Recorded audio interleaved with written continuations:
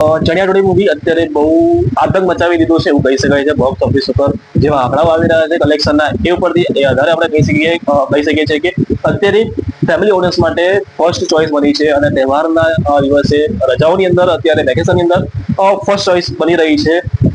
First દિવસ તો કદાચ ઓડિયન્સ ગઈ હશે કે યશ સોનીને લઈને કાં તો જે પ્રકારની ફિલ્મ ચણિયાચોળીનો જે કન્ટેન્ટ છે, જે કોન્સેપ્ટ છે, જેવું કોમેડી આની અંદર ટ્રેલરની અંદર આપણે જોવા મળ્યું હતું એ પ્રકારે કદાચ ફર્સ્ટ તો ગઈ હશે, પણ સેકન્ડ ડે પણ એ જ ગતિથી એ જ આપણને જોવા મળે છે. કલેક્શન એટલું જ અદ્ભુત કલેક્શન, જોરદાર કલેક્શન, વધુ કલેક્શન આપણને જોવા મળે છે, જે ફર્સ્ટ ડે કરતા પણ વધુ કલેક્શન આપણને બીજા દિવસે પણ જોવા મળે છે. એ કહી શકાય કદાચ વર્ડ ઓફ માઉથ પણ આનો સારો એવું કામ કરી રહ્યો છે.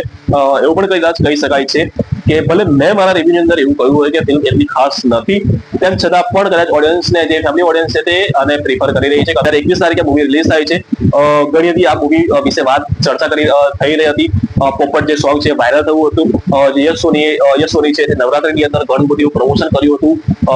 વૈસલ શાહ છે, ઘણા બધા એમના જે પ્રોડ્યુસર છે આનંદ પંડિત છે, એમણે એમનું પ્રમોશન બી ખરા અર્થે કર્યું હતું. જે ગામની અંદર આનું શૂટિંગ થયું હતું, સુડાવની અંદર, સુડાવ આણંદની આસપાસના જે ગામડાની અંદર એનું શૂટિંગ થયું હતું ચણિયાચોળી મૂવીનું, અને ત્યાંના વિડીયો પણ ઇન્સ્ટાગ્રામ ઉપર ઘણા બધા વાયરલ થયા હતા. એ પ્રકારે આ મૂવીએ પોતાનું પકડ મજબૂત કરાવી દીધી, બોક્સ ઓફિસ ઉપર ઢાળ મારી દીધી.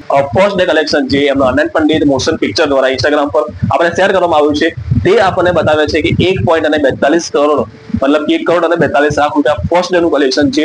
ઇતિહાસ સર્જ્યો એવું કહી શકાય છે. જે all the best Pandya Vallabh ઠાકરની જે મૂવી આવી હતી એણે 1 કરોડ પ્લસ નો બિઝનેસ કર્યો હતો, પણ આટલું 1.42 કરોડ 42 લાખ સુધી પણ એ પણ નથી પહોંચી શક્યા હતા વલ્લભ ઠાકર પણ, કેમ કે એ મૂવી કદાચ તહેવારની અંદર નથી આવી હતી અને આ મૂવી એ તહેવારની અંદર આવી છે. અને પાછું યશ સોનીનું મોટું નામ છે અને ફિલ્મનું ઘણું એવું પ્રમોશન થયું છે, પોપટ સોંગ વાયરલ થયું છે, ઘણા બધા પોઝિટિવિટી લઈને આ મૂવીએ ધાક મારી હતી બોક્સ ઓફિસ ઉપર. અને બોક્સ ઓફિસ ઉપર પહેલા જ દિવસે એ જ દેખાઈ આવ્યું કે કલેક્શન આવ્યું 1.42 કરોડ, 1 કરોડ અને 42 લાખ રૂપિયા ફર્સ્ટ ડે કલેક્શન આવી અને ગુજરાતી સિનેમાનો ઇતિહાસ સર્જવા મૂવીએ.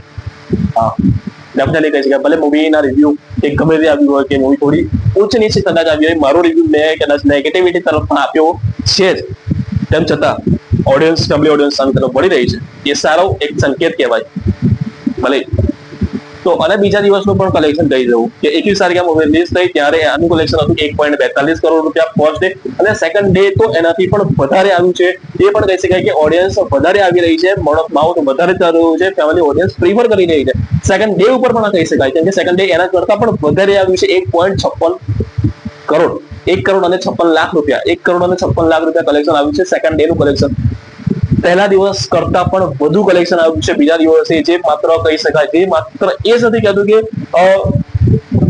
તહેવારનો દિવસ એટલા માટે ઓડિયન્સ આવી રહી છે, ના પણ વર્ડ ઓફ માઉથ પણ સારો એવો વર્ક કરી રહ્યો છે, એટલા માટે પણ આ ઓડિયન્સ આને પ્રિફર કરી રહી છે એવું કહી શકાય છે.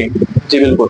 તો મતલબ કે 2 દિવસ થઈ ગયા છે, ત્રીજા દિવસે પણ કહેવાય છે કે 1 કરોડ ઉપર આનું કલેક્શન જઈ શકે છે. 2 દિવસનું કલેક્શન થઈને આનો આંકડો પહોંચે છે 2 કરોડ અને 98 લાખ રૂપિયા, મતલબ કે ઓલમોસ્ટ 3 કરોડ રૂપિયા ઓલમોસ્ટ થઈ ગયું છે કલેક્શન માત્ર 2 દિવસની અંદર. 3 કરોડ રૂપિયા એ પણ ગુજરાતી મૂવીને સુપરહિટ થવા માટે, બ્લોકબસ્ટર થવા માટે કેટલા કરોડ જોઈશે એનો મને કોઈ અંદાજો નથી, કેમ કે આ મૂવીનું બજેટ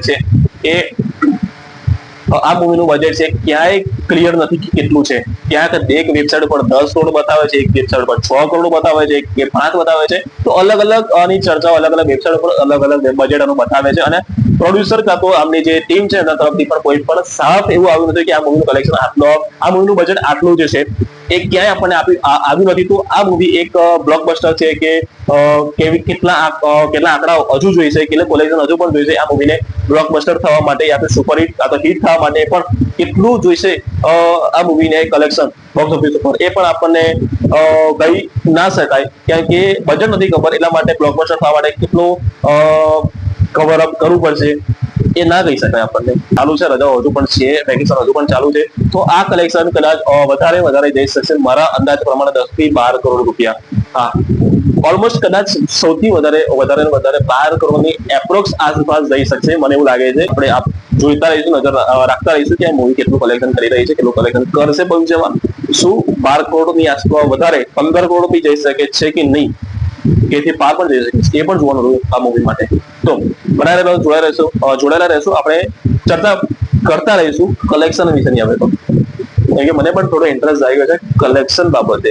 ભલે આપણને ખબર નથી કે આનું બજેટ કેટલું છે, પણ શું થામા મૂવી છે, દીવાનત કે દીવાનત છે બોલિવૂડ સામે પણ આ મૂવી આટલી છાતી ઠોકીને સામી છાતીએ ટકી રહી છે. આ મૂવી પોતાનું અડગતાથી ટકી રહી છે, અને આના જે શોઝ છે તે ઓછા નથી થતા પણ ઉપરથી વધી રહ્યા છે, અને ઓડિયન્સ પણ ભરપૂર પ્રેમ મળી રહ્યો છે.